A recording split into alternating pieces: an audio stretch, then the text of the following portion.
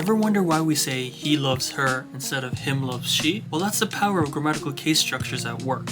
Or take Japanese. Why do the particles o or de change depending on the sentence? Or in Turkish, Ali ukullan geliyor, Ali ukula gidiyor. What does the suffix gan and a do? Or in Russian, mi napistali pismo babushke. Why does babushka become babushke? Why alter an entire word? Oh, and sorry for my Russian, it's pretty bad. Meet grammatical case structures, the hard part of learning a language, especially if your language you're trying to learn contains gendered nouns. That's a problem for another time. But what are they? I'm glad you asked. Grammatical case structures are an alteration to a word, usually by a suffix or by a particle, that indicates the role of the word in the sentence.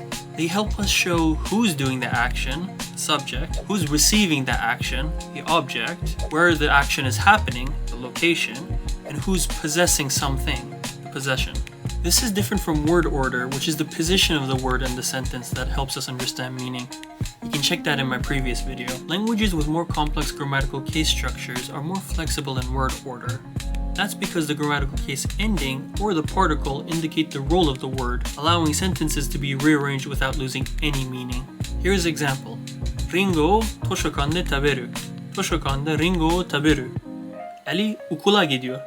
Ali ukuldan geliyor. These sentences use the dative case to indicate the location where something happens, or where someone originates. In Japanese, this is marked by the particle de, and in Turkish, marked by the suffix dan. Regardless of the word's position in a sentence, these markers help us understand the place of action or the port of origin.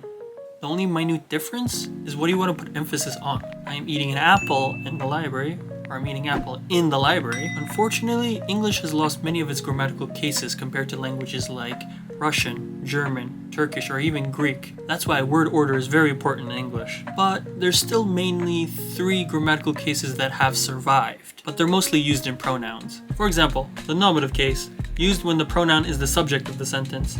I, you, he, she, we, they. The accusative case, used when the pronoun is either a direct or indirect object.